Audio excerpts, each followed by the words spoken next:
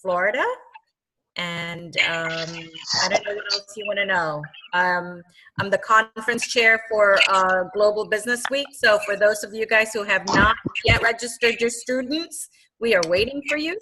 And if you haven't registered yourself, we are waiting for you. So, and I'm very, very happy and honored to be a part of this group. Yeah, well, thank you, Leilani. One idea or one tip would be if you're not talking, to mute your microphone. Sometimes if the microphones are on, there could be a loop. So it may be a good idea to keep them muted unless you're talking.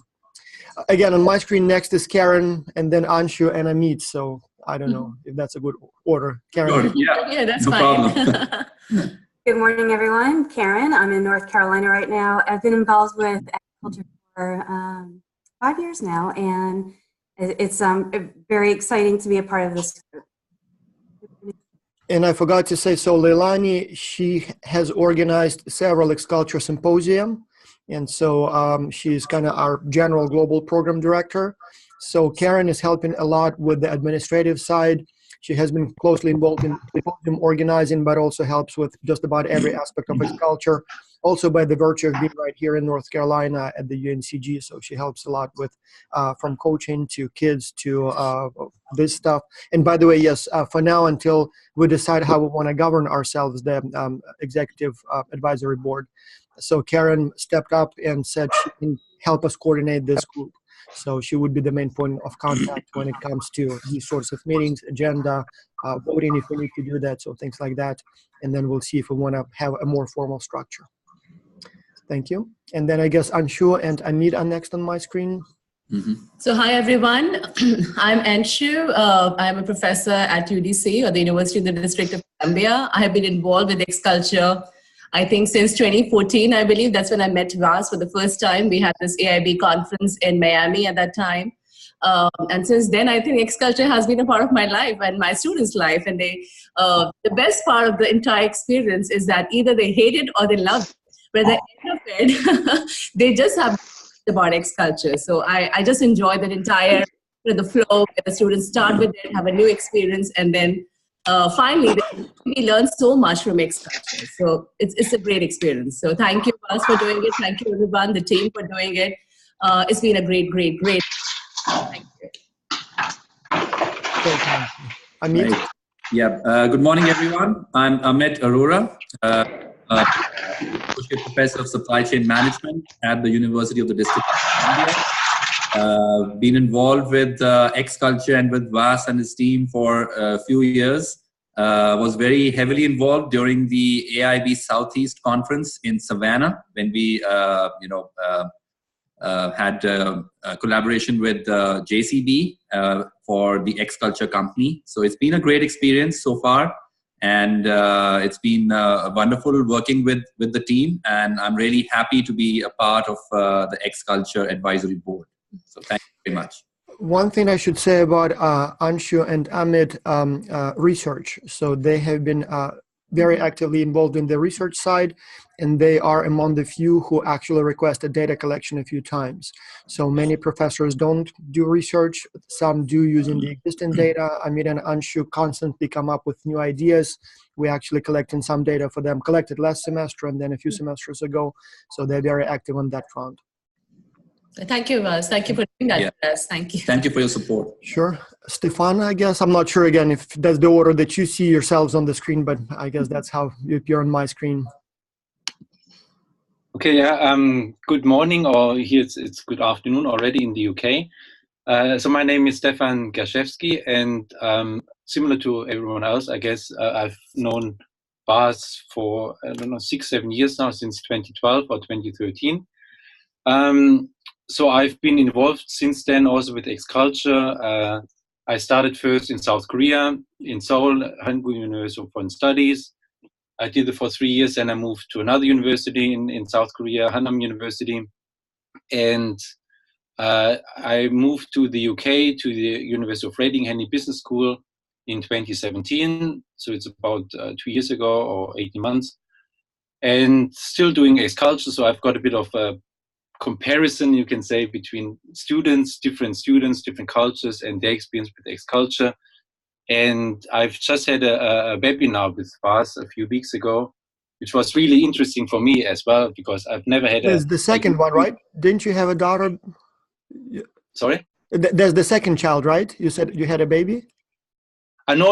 I was talking about the webinar, not about my baby. Webinar. Oh, webinar. I thought you said I just had a baby. I thought, oh, yeah, okay. I No, didn't. a webinar. Oh, right, yeah, right. Sorry, my problem.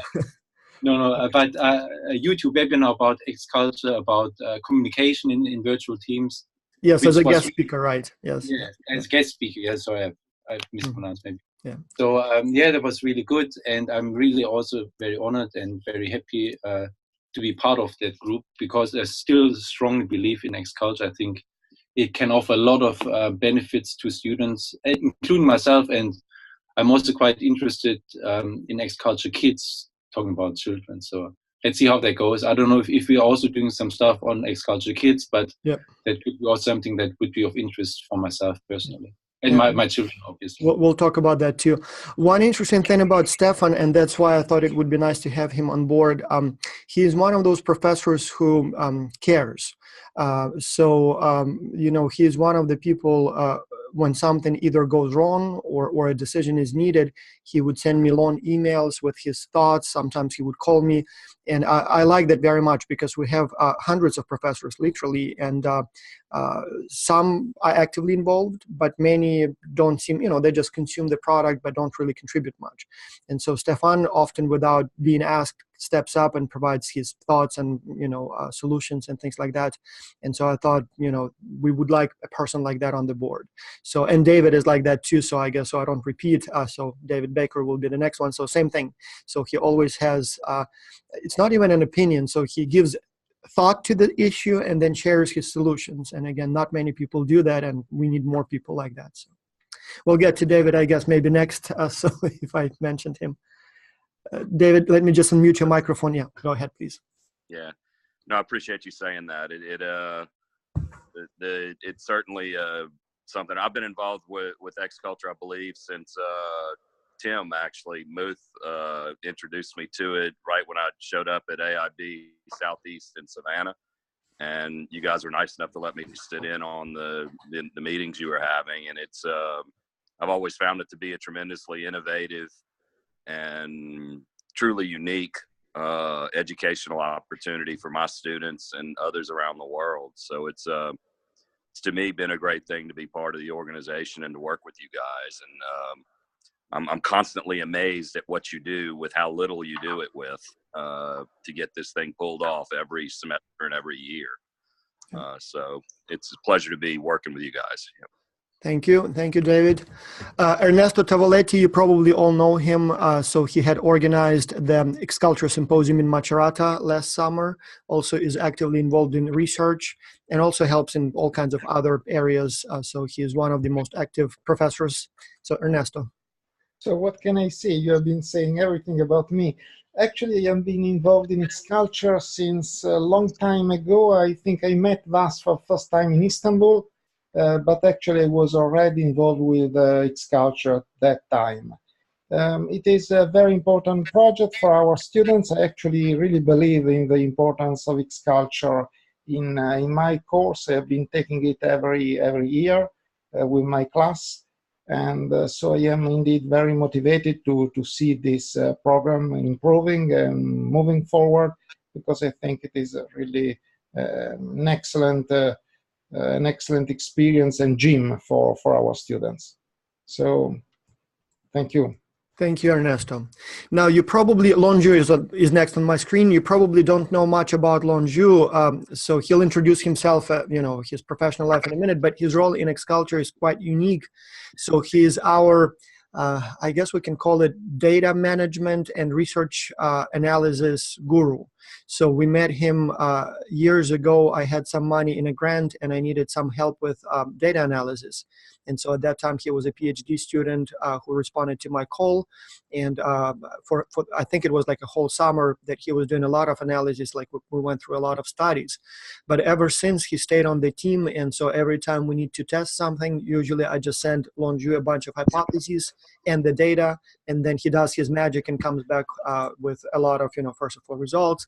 In many cases, additional relationship that he discovered. And so in this sense, I'm not only trying to introduce him here, but also sort of promote him. So if you ever wanted to do a study and either you don't have the statistical skills, or you just don't have the time, or you're not sure you can do it well, Lonju is a wonderful co-author. If you outsource to him sort of data analysis, he will do it. As I said, it's very convenient because I literally just say, okay, Lonju, here are 10 things that I would like tested. Can you come up with some, solution? And he always uses those fancy data analyses that I don't even know what they're called. I mean, I used to teach statistics, and what he uses, I sometimes don't even know the method. And then, as I said, he comes back with all kinds of answers, but also in many cases, he says, oh, if you add this as a moderator or as a mediator, the model becomes more interesting. So very, very efficient to work with him this way, so I can focus on theory and writing, whereas he does all the methods. So if any of you need to do research, Lonju is your definitely a very valuable member of the co-author team. And Lonju, if you want to introduce yourself beyond that.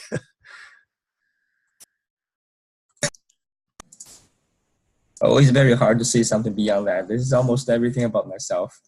Well, I didn't say where you are, for example. Oh, yes. Thank you. My name is Lonju. I'm from University of Wisconsin in Eau Claire. I'm teaching international business and cross-cultural leadership here.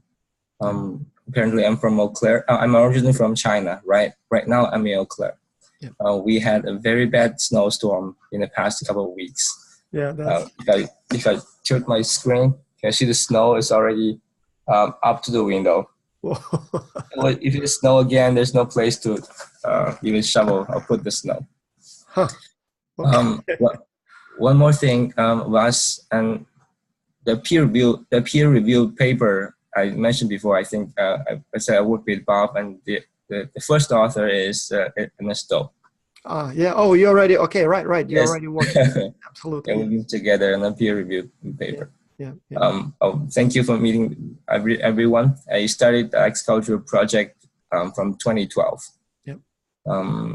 And I've been working on the data for a couple of years now. So if there's anything I can help, I would love to do data analysis and put it aside for anyway. So looking forward to working with everyone. Thank you. Thank you, Lonju. So I guess Leighton is next on my screen. So if you want to start with the introduction, and then I'll add a few special comments if I may. I think your microphone is, yeah. Excellent. Apologies for joining late. I was having technical difficulties. I think I know a lot of people here and just thrilled to be here. My name is Leighton Wilkes. I'm with the University of Calgary in Calgary, Alberta, Canada. If it's snowing where Longzhou is, it is minus 27 here this morning, which is minus 16 Fahrenheit, if that's right. So it's cold here. Leighton actually was in my cohort when we were in PhD program. We shared a supervisor, and so basically we're going through that at the same time. So, and Leighton will be hosting the next XCulture Symposium in Calgary in July. So he will be doing what Ernesto was doing last year. So, yeah. All right. And then Alex is next on the screen. Let's unmute your microphone. Yeah, hello, good morning.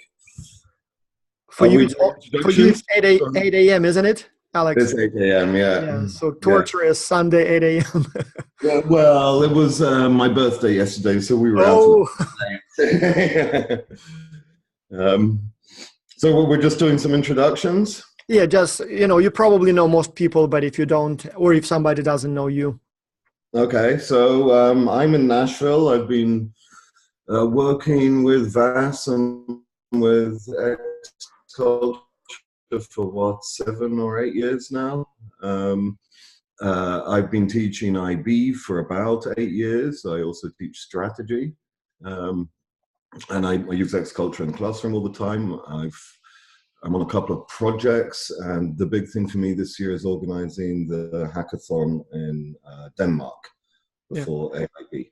Well, so Alex was program director for the XCulture Symposium in Nashville. So it was organized by the Academy of International Business Southeast. And so Alex was in charge of the whole program and obviously helped a lot with XCulture in particular. But so those of you who don't know, and I'll say more words later, so we've organized a series of hackathons last year. and Alex was very actively involved, and now he actually took on the responsibility of organizing the next one in Denmark, and we'll see, we may even have more. We'll see how things develop. So a lot of work there, and so obviously that makes Alex not only involved in the administrative side, but also in research as a co-author. So we'll talk more about that side in a few minutes. And then I guess, Ricia, I'm not sure, I don't see your picture, but I see you're here. So if you maybe do the quick introduction. Okay, hi, I'm Ricia. I can't even remember how long I've been involved with Very long. X-Culture. And I think I met Vas when we were both in our PhD programs. Could be. At one of the AIB conferences many years ago. But I've always used X-Culture in just about all of the classes that I teach, because our students, being in Grenada, I'm from St. George's, Grenada, our students don't get that international experience. So this is the closest thing they get to having an international experience without having to leave the island. So, and I think Vas could probably attest to the fact that I really do use X-Culture for almost all my classes. Exactly. Yeah. And Ricia, if everything goes as planned, will be the director, the host for the 2020 X-Culture Business Week Symposium in Grenada. So hopefully, we'll see how things develop. It's a little far out, but yeah, I'm looking very much forward to that one as well. And so she helped us a little bit. She was present in pretty much all of the symposia that we organized in the past. And so we'll be hosting one. It will be a year and a half from now. Yep. Michael, are you still here? Can you hear us?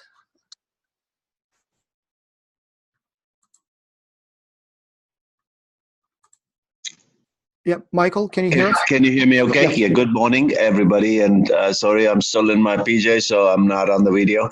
But just want to say it's been such a pleasure working with Vas and your team at X-Culture. I think we've started this in 2014, similar to what Anshu said.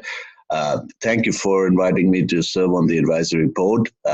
Looking forward to that, and certainly the research aspect, as well as the international experience for our students. That's so important. So I use it in courses that are not particularly international business courses. These are project management, so they can apply the various stages of the project, whether it's from a global dimension or otherwise. So this certainly helps. Also in my strategic information systems course, since this uses the technology for virtual collaboration and works on a real world project. So the experiential learning aspect is extremely important. And looking forward to working with the team. And Vas, I just appreciate your director's commentary on this after each person has spoken. So most importantly, just want to have a shout out for your wonderful ability to bring people together and pull off this great initiative. So hats off for that. Well, my director's comment on Michael would be he did something unusual this year. So he pushed us to submit a major NSF research grant. So it's like $500,000, right? So he wanted to do it for a long time, has been sort of talking to me for a long time, and then eventually came and said, no, we have to do it. And so we had a very productive winter break where Michael and a few people here at my school wrote up the grant and submitted it to NSF. Now the challenge is what we're waiting to see what the decision will be. But if we get it, it would be nice because we budgeted for some travel, for some graduate student help, so that could allow us to solve a lot of problems and have resources to manage the project for a few years. So we'll see how it goes. But even if for some reason we don't get this particular one, I'm glad that Michael sort of, prompted us to submit one, because now we went through the process. We know how it works. We have something in place as far as the templates and everything. So I think from now on, we will be applying for more grants with hope that getting at least some of them. So that was very nice, because we should have started doing it a long time ago, but I'm glad that finally we're kind of entering that game. So, all right. And last, but probably not least, but probably the most senior person here, Tim Muth. So Tim, I think he was with us, if not from year one, then definitely from year two. And so he has helped in many, many roles. He had managed the early track for a while. Then once we developed the system that does it more or less, not really automatically, but there is, some infrastructure in place. So we moved Tim to be responsible for basically ethics. So every time something goes wrong, Tim would be the one we contact, and he investigates the issue and then tries to resolve it in a way that it's educational for the students and kind of ethical and professional. For example, just 2 days ago, we had a case of alleged sexual harassment in one of the teams. Apparently, somebody likes somebody too much, likes every photo, kind of follows the person everywhere. So in cases like this, I would contact Tim, and the case is a little bit more serious than just asking for help, in which case I would have just put one of the coaches on it.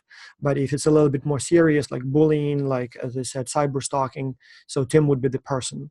Likewise, when we have any ethical issues, be it research or be it, like, for example, we had a situation that Stefan remembers.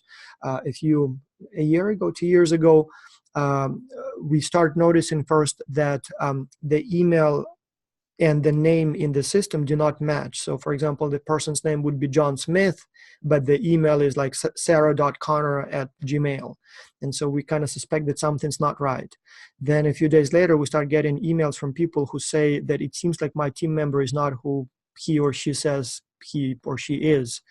And so it turns out one of the schools was trying to protect their students, and so they allowed them or encouraged them to assume fake identities. So not only did they come up with wrong names or fake names, they literally changed everything about themselves. Like, it could be like a 50-year-old guy who says, I'm a 19-year-old girl. And so obviously that made it very uncomfortable, and it's in the middle of the project, and it happened to be that we had like 111 students from that school. So it's like almost every team has one of them. So it was a big mess, and so Tim was the one who was kind of interviewing everyone, investigating what's going on there. So Stefan was helping with that case. So when something like this happens, Tim is the man to go. Not to mention that he's always very, very heavily involved in the symposia, the big ones in the summer, the smaller ones in the fall, elevator pitch, resume, so all those sessions. So he manages all of that. And so, Tim, if you want to add anything, I hope I didn't say too much. Sure. Hi. Hello, everybody. This is Tim Muth. I'm located in Central Florida. And for those of you talking about the weather, it's about 82 degrees today here, Fahrenheit. So much different than you're experiencing. 29 Celsius. 49. Oof. We're very 29, yeah. It's crazy. But we're very happy to be a part of X Culture. And just to add on to something that Boss said about the ethical issues, probably the most helpful has been the professors. That typically one of my first actions is to contact the professor of the students involved, because they have a much better view of the situation as you might expect. Usually you hear one side when you get the first note, and it's never quite exactly the way it was described the first time. And once you can get the two sides looking at it and talking, usually the students resolve it themselves, or the professors help the students resolve it. And I think they learn a lot more that way than us taking action without knowing too much. So I appreciate everything Voss has done, and you guys have done the help. Thank you. Yeah. And Tim also, unlike many of us, he actually had a very successful and long career as a top manager in Fortune 500 companies. So he not only teaches business, but he actually used to do it for decades, as I understand. So most of us went directly from school into academia. Anyway, so let me give you a quick update on where X Culture stands, and then share some of the I guess challenges would be the right word, and maybe with your help we can come up with some solutions. We don't have to solve all the problems right away, but at least hopefully that will be something that you will have in your mind, and maybe at some point you'll have a solution. But briefly, so where we stand now, so we have 4 different things in progress now, as in any other semester. So the university program is doing very well, so that's the one that is more or less automated is our own word, so it's a lot of work. It's literally, at least 40 hours of my time. But then we also have several people on a more or less permanent basis who are helping with the program. And so we have the routines developed more or less. So it still takes time, but at least now we know what's going on. And so this time we have, this semester, we have 1,300 students from about 30 universities in the early track. And then we expect to have about 4,500 in the late track from about 150 additional universities. So it will be a total of 5,000+ students from about 180 universities this time. So somehow it's a larger number of schools, while the number of students is roughly the same as always, or at least as it was last semester. So as always, one of the challenges here is that the enrollments from the United States grow really fast, whereas enrollments from other regions grow, but at a slower pace. And so what that means is that we have a disproportionately many American students or American-based students. And so at this time, when we're forming teams, it looks like most teams would have 2 American students, but from different states. And in many cases, one of them would be an international student studying in the United States and one like American. So that works out just fine and well. So, and as always, it's about 30%, maybe 40% MBA students or master's students, and the rest are undergraduates. So relatively simple here, you know how it works. Now, some of the new things are one coaching program. We've been doing it for a few years now, and finally it seems like it's been more or less fully developed. So the way that works is we invite about probably about 1,000 people each semester. The best students with the best ratings, the best comments, the best diligence, performance over the last several semesters. Of those, about 400 people apply and volunteer to be coaches. And then they have to go through 4 weeks of theoretical training. They have to take 16 training modules, courses, things like how to provide effective feedback, or how to resolve conflicts, or how to use online collaboration tools in case somebody asks. So it's a total of 16 training modules and 16 exams that they have to take, and so 4 per week. And so here, on the one hand, we want to make sure that they come in prepared, but on the other hand, it's also a selection tool. So we're making sure that we accept only people who can sustain that level of engagement over basically a month. And so usually about 50 people survive that training/selection phase. And this semester, the same thing. So we have close to 50 coaches. It's 40 coaches, plus in addition, we have this semester 20, we call them head coaches. So people who participated in the coaching program before, some of them, in fact, as many as 4 times, and they still want to come back and still want to participate. So we make them head coaches. They're sort of kind of coaches of coaches. So we have a total of actually close to 60 people this time. And so they do several things. One, they respond to requests for help. So students can send their questions or requests for help to coaching@xculture.org. We automatically assign 2 coaches to each case, and they reach out to the student and see how they can help. And so in most cases, students ask for feedback on their work. In some cases, there would be a difficult situation that they need help with, or sometimes they don't know how to do something, or sometimes even just plain tutoring. So they would just say, I don't understand the difference between franchising and exporting. Can you explain it to me? Next, the coaches provide feedback on weekly submissions that the students submit. That has always had been a challenge because the students submit their work, and we're talking about like 1,000 sets of submissions. So we divide them among the coaches, but in many cases it takes like a week to get all the feedback and then integrate it. So somehow we always provide the feedback almost too late. But we are trying to do that, and so it's a generic feedback that we will be providing this semester, about 2-3 pages for each week. And we used to do it for each team individually, but that's just too much work.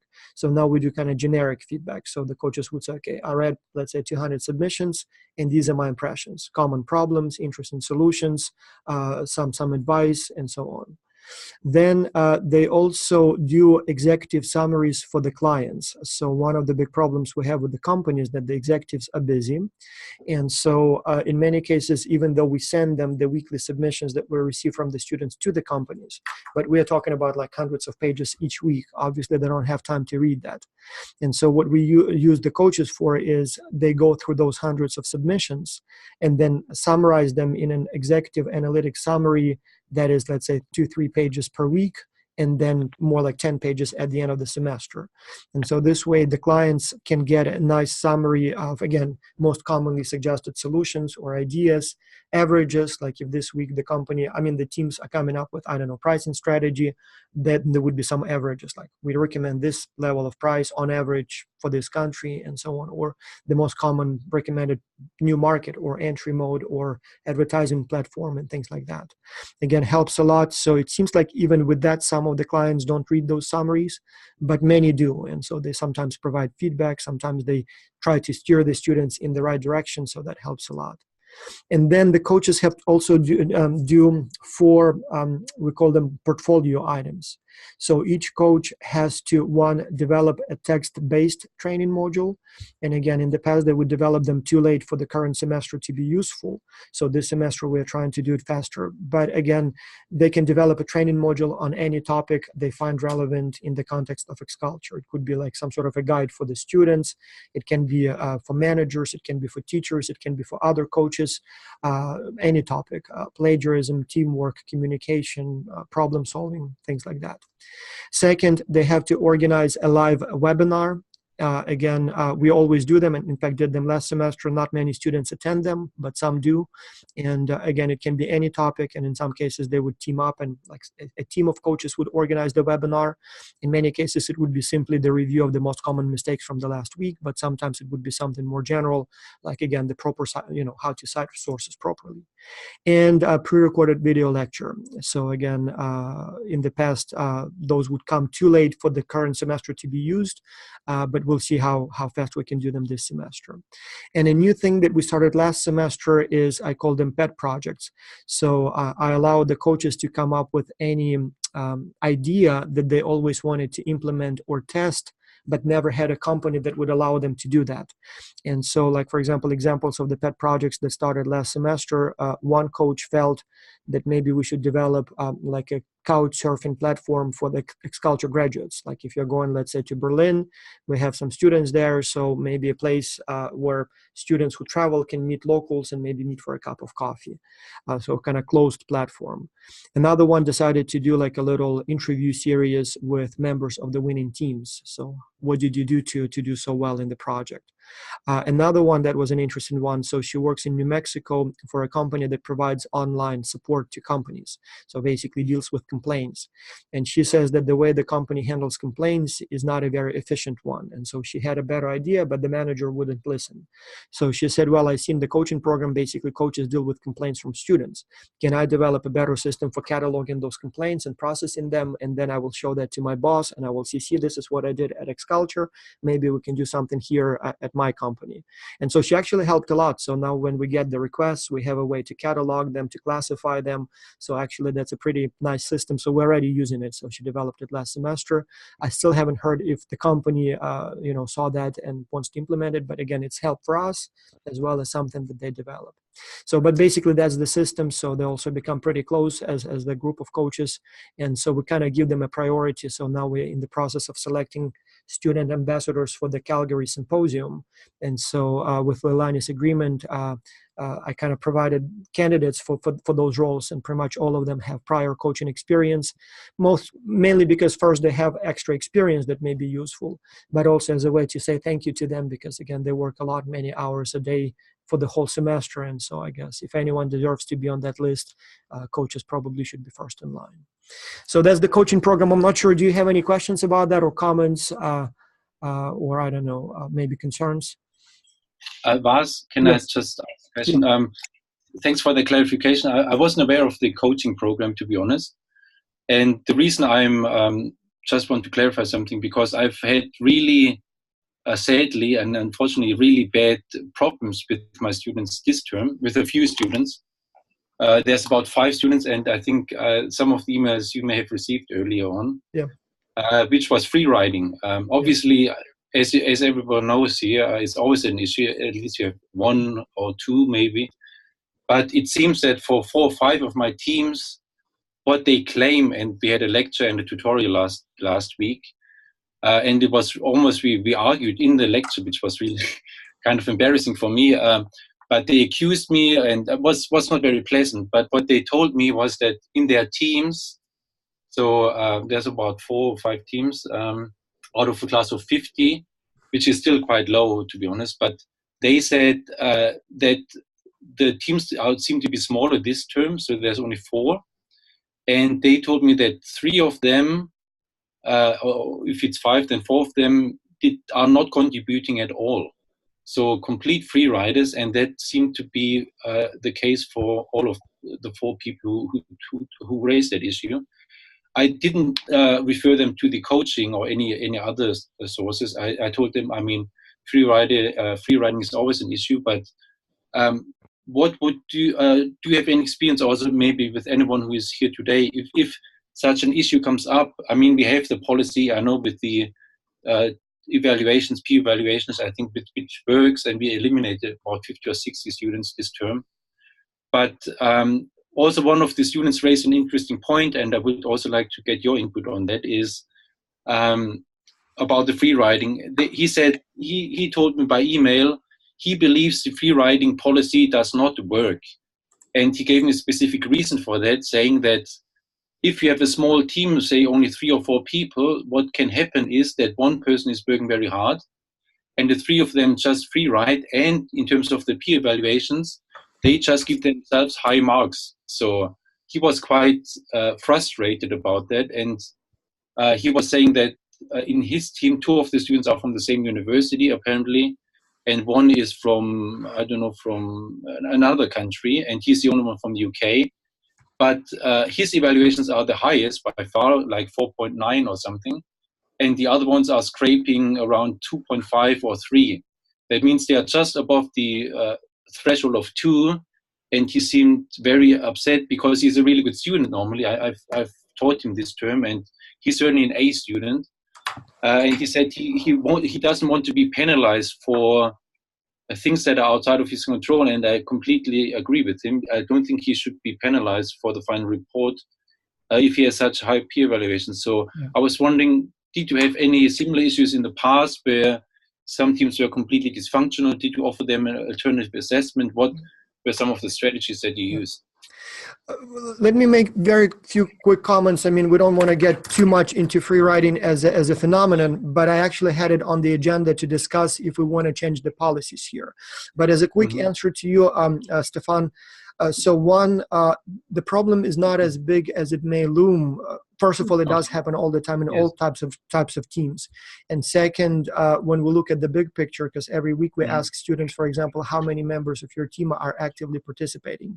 So it's not only peer evaluations, but also it's both. Okay. Yeah, and so it seems like on average there is half a person per team who is not actively participating. So if we calculate the averages, so which means that every other team has 1 person on average.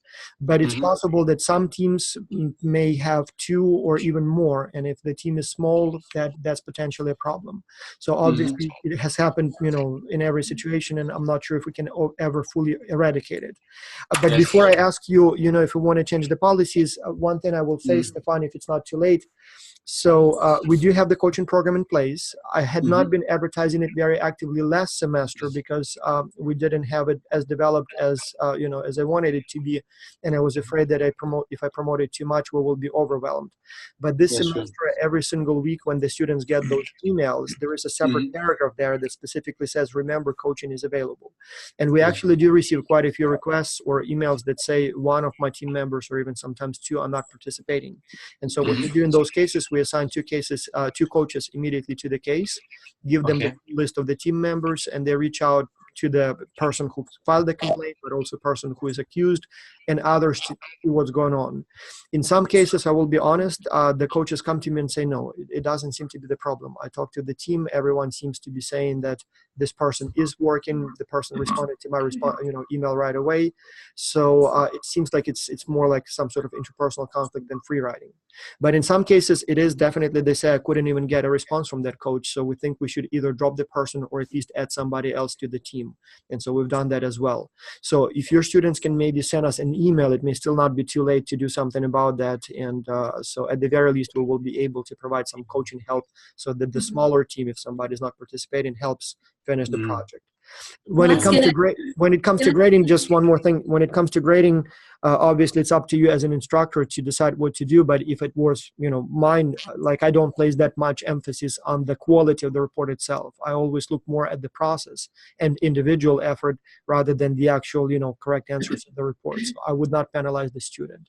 But more importantly, the policy we have with free writing now, and that's where I really need your help if we want to change it or not. So the rule is now that if peer evaluations go below 2.0, we send a warning. If it doesn't improve next week, we drop the person from the team. The team can do several things to fix the problem. One, they obviously can tell us and we'll do something about it. Two, we can always add team members. In fact, even now we still have people on the waiting list. Some students enrolled late and want to participate. So if a team says we need more, we can add more.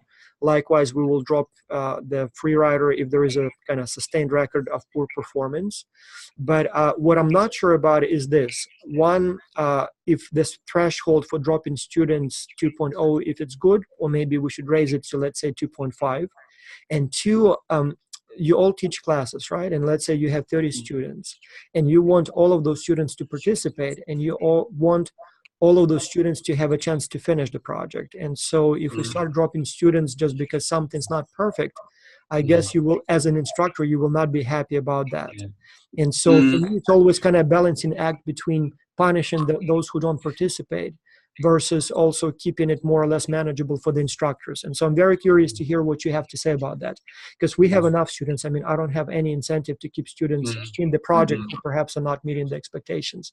So if we decide to drop them sooner, I mean, fine by me, I don't care. So it just means that we will have, like what happens usually when we drop a student from the team, in most cases, we don't even hear from that student because they probably dropped the course.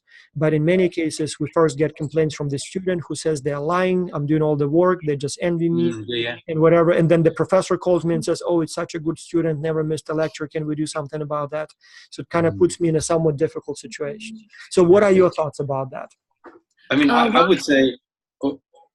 No, I just want to say something about Stefan. And I know, Stefan, I had the same issue as you're saying. And it's not the matter of being a good student or a bad student.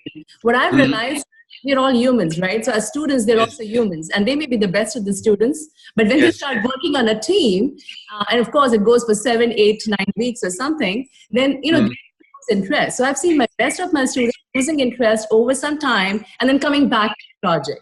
So we cannot say that good. And so he or she has been contributing like 100% to the project. So I've seen them, like their growth is like 80, 90, then goes to 40, 50% contribution, and suddenly it picks up back. So one thing which I normally do is I have a phased review with my students. So it's like, say after the 2 weeks, the students have to come back and tell us about, and it could be a voice-over PowerPoint if it's an online class, or if it's offline, they can discuss. But they have to tell me what's been their contribution to the project so far, how much have they contributed, which phases have they been contributing. And that way I know that they're involved and not involved. And so it's like a 3 phases that I do. So after maybe 2 or 3 weeks every time, just keep them back on the project. How do you do that? Do you do like short presentations by the students? Or yes, just a small, it could be formal, informal, it's up to you. But that is always help because they know that I'm involved with them. So if you leave them like, it's going to be 8 weeks project or whatever, and then you tell me, then they will never come back to tell you, except they'll tell you more of the problems. I mean, I think actually there could be a really interesting research area about, because I've as I said, I've been involved with X-Culture for 6-7 years, and that free rider issue is the biggest this year in the UK. And funnily enough, out of a class of the 50 students, I don't want to stereotype now or raise any racial sensitive remarks or anything, but all of the 5 students are British students. Oh, okay. No, I'm just... And 45 of the other students, they are mainly, we have about 80% Chinese. There are some Thai students, we have some European students, some German students. But it seems quite striking to me that the 5 students, or there's maybe 1 or 2 Danish exchange students from Denmark, they seem to be the ones who complain the most about, not only about the teamwork and about the free riders, but they also say it's unfair. We want to work with postgraduate students. We want to get an A. the other teams are not contributing, and I try to calm them down because I know the process. I've been doing that for 6-7 years, but it seems they don't really. They are quite anxious, and obviously they are very ambitious. They want to get a good mark, so it puts me in a difficult situation. And the problem I see now is they now even went to my dean and to my boss and said, "Yes, Stefan, he doesn't listen to us. We have big problem with X-Culture." And then my dean, obviously, he's concerned and sends me an email, "What's going on, Stefan, X-Culture?" I thought it's going well, but I had complaints. So it puts me as well in a difficult perspective. And I think do this. Ask them about their contribution. Ask them to explain. Yes, that's a good point. Yeah. And I always ask them like positives and negatives. So I'm like, okay, you're talking to about the positives or negatives. Tell me more about the positives. What have you done? How much have you done? Maybe they are. Yeah, there would have been one person on the team whom you really like. So tell me about that person. What is it that you like about that person? I mean, you may not have met them in person, but maybe because of the work ethic or the way the other person works. So there's always, there's some good points and bad points to share. And over the years, X-Culture, I think I've done it like so many times now, that now the positives have been increasing over the negatives. They know that I'll be doing this phased review after every 2 weeks or 3 weeks, and that involves them. So that's one thing that has always worked with me. Stefan is in a tricky situation here. Every semester out of 4,000 or 5,000 students, we always have at least one who goes to the dean and complains. Like every semester there is one student, and even though I see the distribution and like 90% have peer evaluations about 3.9, and we know that all teams or most teams are happy, there is always a small percentage, like even when you look at the reviews on Amazon, like iPhone, product that everybody loves, there is always like 3% who hate it. Same thing here, and there is always of that group, there is one self-appointed, vigilante who goes to the dean and says, the project sucks. And then the professor obviously is in a tricky situation. And, what do you do in that case? I mean, show the total numbers. But Stefan, you raised a very interesting point here. One question I have for everyone. That's something I started doing about a year ago, maybe 2 years ago, and I'm still not sure if it's a good practice or not. One important thing or difference among the students is that the older students tend to have a very different schedule than the younger ones. So MBA, especially executive MBA, in many cases have jobs, in many cases have families. And so younger students have a whole different set of life's, priorities. And so one way I'm trying to mitigate the problem of, this tension is trying to match people more or less by age. So that if the person is 35 and has a job and family, the person is with other people of that same age. And vice versa, younger, 19, 17-year-olds are together. But what worries me here is that on the one hand, it makes the kind of unreal representation of the real workforce, because in the real company, nobody's going to match you with people of your own age. And second, if I put on team, let's say the 35-year-old MBA students together, it means that everybody is busy with other things. Everybody has a family. And then it becomes a problem because on the one hand, they're all the same, but on the other hand, they're all equally busy and perhaps not as interested in the project. And so would that set them, up for failure? And so I'm not sure we will be forming teams tomorrow for the late track. I'm not sure. Do you think it's a good idea to try to match them in terms of work experience and age? Or do you think it would be better just to keep it as diverse as possible, including demographics? Vas, I'm a big proponent of diversity, so I think you've made a good point or 2 points you made of why this may not be a good idea to group them by age or experience. Because I think they learn from each other. It's part of the cross-learning. It's so important that they experience that in this virtual setting. One of the complaints we obviously get if we mix students of different ages, then the older ones say, oh, those kids, I don't want to be a babysitter, they're not serious. And then the kids say, he's so bossy, he never listens to us. We look at the data and there is no difference. Older people are not smarter, they're not writing better reports, but you have that sort of, irritator right there. And so anything goes wrong. And many things go wrong no matter what. But in a team that has some older and some younger students, that's something that they always blame. And then they come to me and say, can you move me to a different team with people of my caliber, not those kids? So that's why I'm kind of not sure what to do with that. But I think the advantages outweigh the disadvantages here.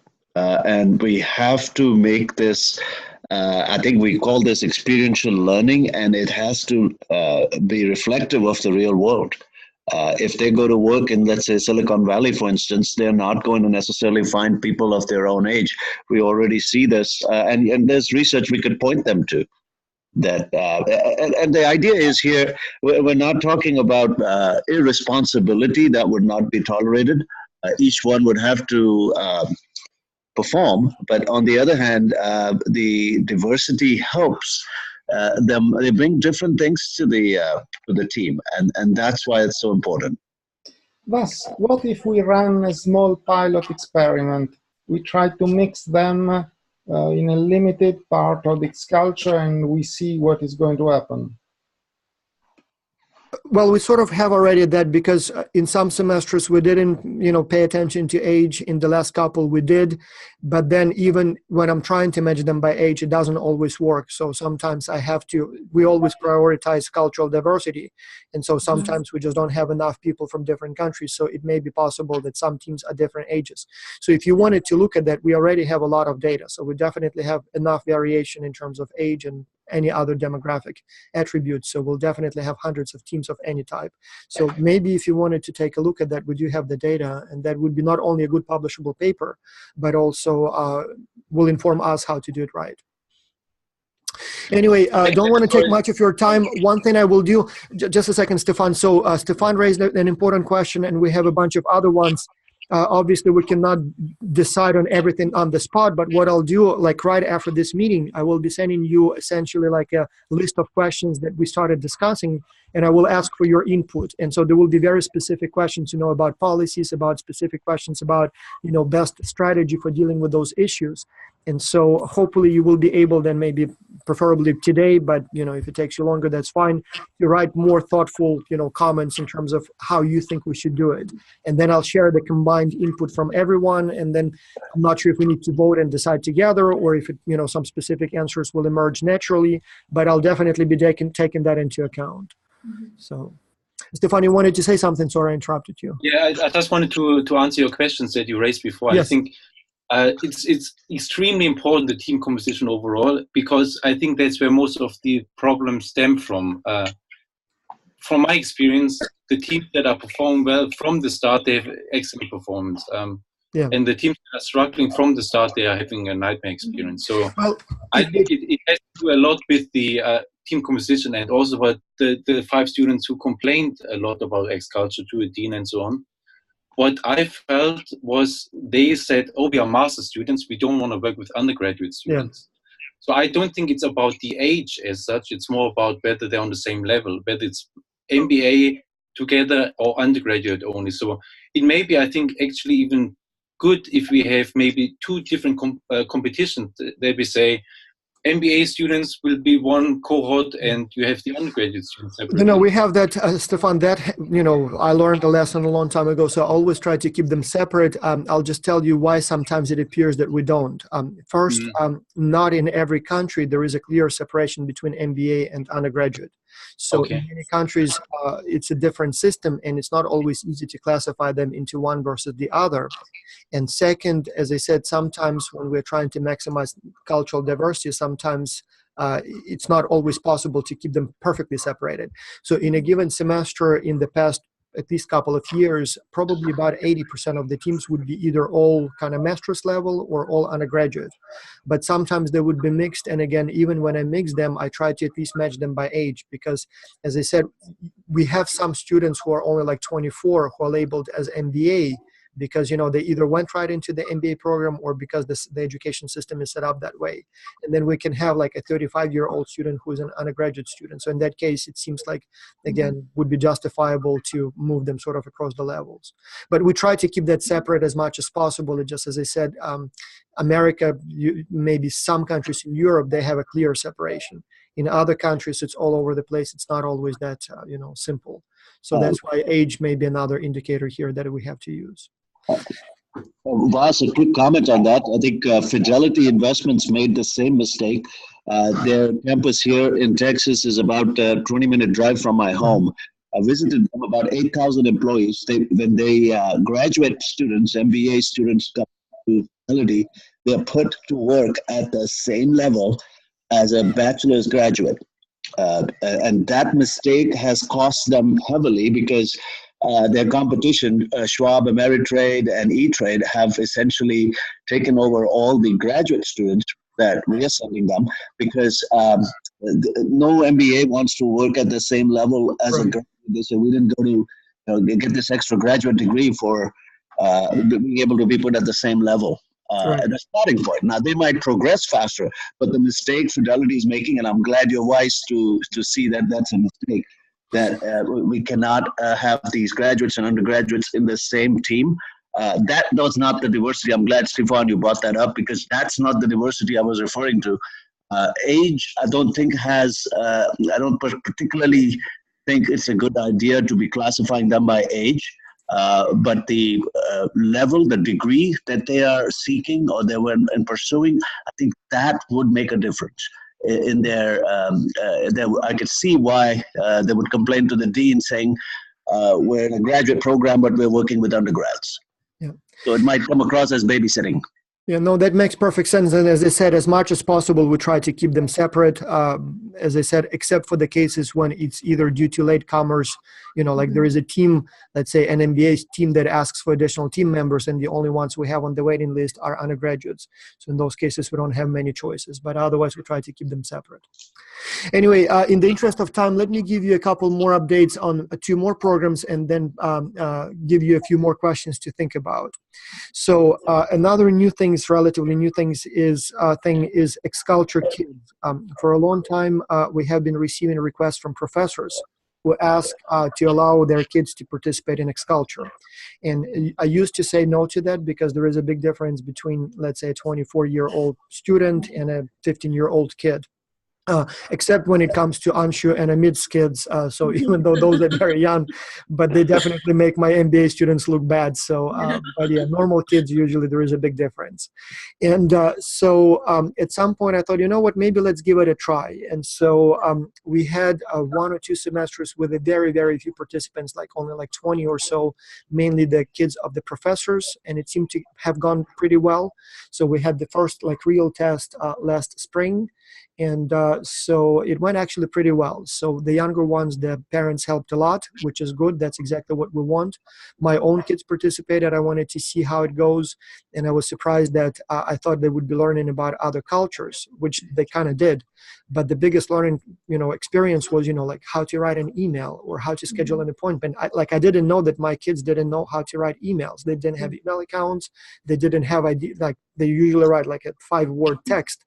And so I had to say, no, when you have 5 people and you're working on a serious project. So like we literally had to sit down and write those emails together first. So it worked very well. They did presentations. First time we did it, there were 2 companies that they could choose from. One was making toys and one was a private school network. And they wanted the kids to design a school of their dreams. Like if you could design a school from scratch, what would it look like? What classes would you teach?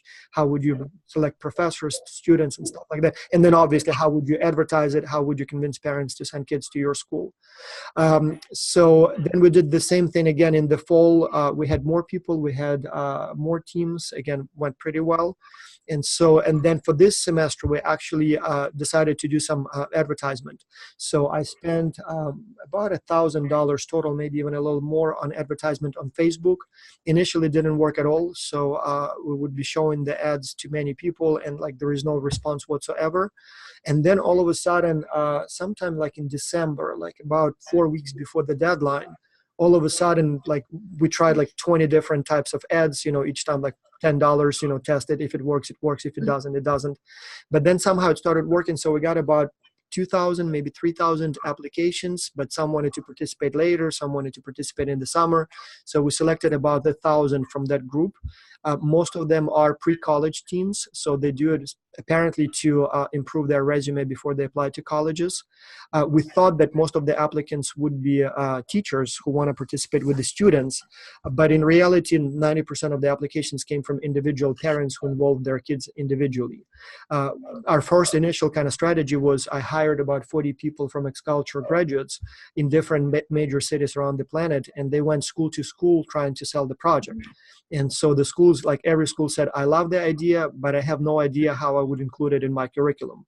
Like we have physics, we have mathematics, we have English, but they have a program, so we cannot just add a project like that to one of those courses. So the few schools that actually responded to that, they participated as sort of like clubs. So it's almost like, you have chess club, you have orchestra, you have basketball, well, you have international business. So we have probably about 5 or 6, maybe 7 schools this semester that participate like that, including, for example, the school where my daughter goes. So they enrolled a quite sizable group of kids. But everybody else are individual kids. And again, some of them enrolled on their own, like 16, 17-year-olds, others with parents. And so as I expected, not everyone is quite ready. So again, we wouldn't put them on teams just because they applied. So we designed a training, kind of theoretical training for them, 4 weeks. They have to, again, to do 16 training modules and take a test every week. And again, it's both preparation, but also selection. So I want to see if the kids can sustain that level of performance. Back to Stefan's comment about free riding. So obviously we don't want free riders on the teams here because one free rider spoils the experience for everyone. And so as expected, about 40% of the kids didn't even show up for the first exam. So they applied, but when the time came to do something, they never responded. So I think, parents thought it would be a good idea to enroll their kids, but the kids turned out to be not interested or not disciplined enough. Who knows? Then there were a few more who dropped out after the first test, second test, and so on. So, but it looks like we'll have probably about 300 who will pass all 4 tests,